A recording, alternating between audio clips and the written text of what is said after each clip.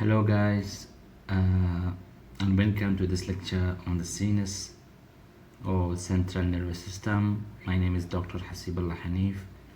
I'm graduated of the International University of Africa. In this video we will cover the basic structure and function of the sinus, setting a strong foundation for future neuroanatomy topics. If you find this video helpful, don't forget to like, comment and subscribe to my channel for more medical content. So this is a series for the medical student, mainly for the sinus. So we will cover all the sinus lecture. This is the first lecture, inshallah we will cover. Introduction to the central nervous system or sinus. What is the central nervous system? The central nervous system consists of the brain and the spinal cord. It controls most functions of the body and mind. Acts as the main processing center for the nervous system. The sinus, it have two main parts, which is the brain and the spinal cord. That's the major part of the sinus. The brain, which is the command center for all higher function, and the spinal cord, which acts as the communication highway between the brain and the rest of the body. Together they control movement, sensation, thinking and reflexes.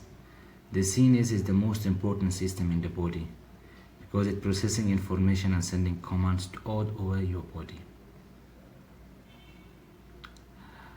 Why is the sinus important? Control movement, thoughts and sensation, regulates vital function like breathing, heart rate, responsible for memory, emotion and cognition.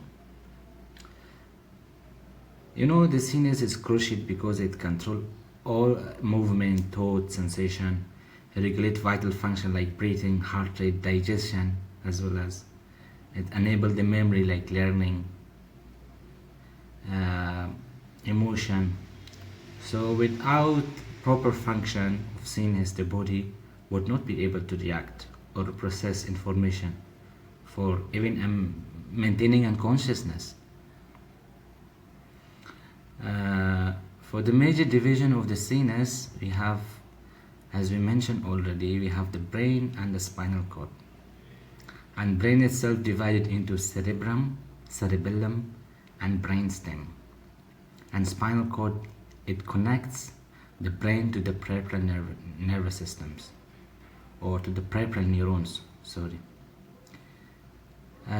cerebrum. In the brain we have cerebrum, that's responsible for thinking, making a decision and voluntary movement.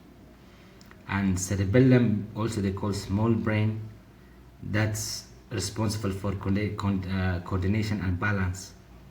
And brain itself responsible for autonomic function like breathing, heart rate and digestion. Spinal cord, which already we mentioned it, which connect the brain to the peripheral nervous system and allow communication between the brain and the body. Then the cerebrum, the first part of the brain, it's the largest part of the brain, responsible for thinking, memory, voluntary movement and speech.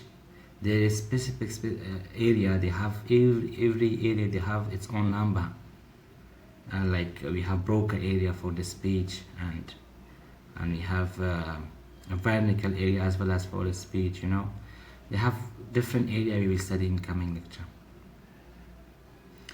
And the cerebellum, which is located in the back of the brain, it coordinates balance and fine motor movement. And brain itself is control autonomic function like heart rate, breathing, digestion.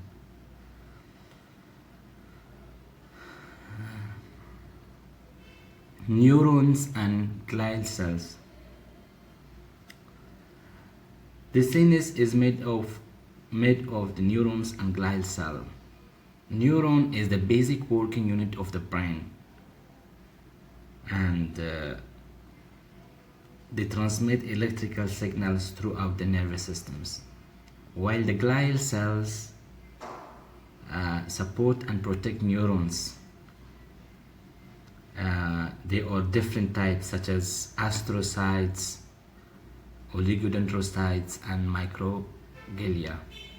Astrocytes, it provides structure support for the CNS, and oligodendrocytes, which form myelin for the neuron, which speed up the nerve impulses. Microglia, which act as immune defense of the CNS. The clinical relevance of the CNS, guys, understanding the CNS is crucial for diagnosis and treating neurological disorder. Some common conditions including like stroke, MS, multiple sclerosis, and Parkinson's disease. This need exactly understanding the CNS to diagnose this condition. Stroke is distribution of the blood flow to the brain, and it's a lack of the blood flow to the brain causing damage and to neurons. And multiple sclerosis is immune system attack CNS myelin. It's a condition where the immune system attack the protective covering of the neurons, as called MS or multiple sclerosis. Parkinson's disease affect movement due to dopamine loss. A disorder affecting movement due to loss of dopamine producing by neurons. So by studying the CNS, the doctor can be better understand diagnosis and treatment of this condition. Conclusion. In summary, the CNS is the control center of the body, regulating movement, thoughts, sensation, and vital function. A solid understanding of its structure and function is essential for medical professional.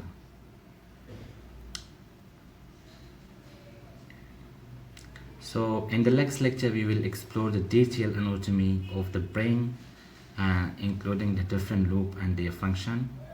Please stay tuned. This is review questions. You can just read and answer from the lecture.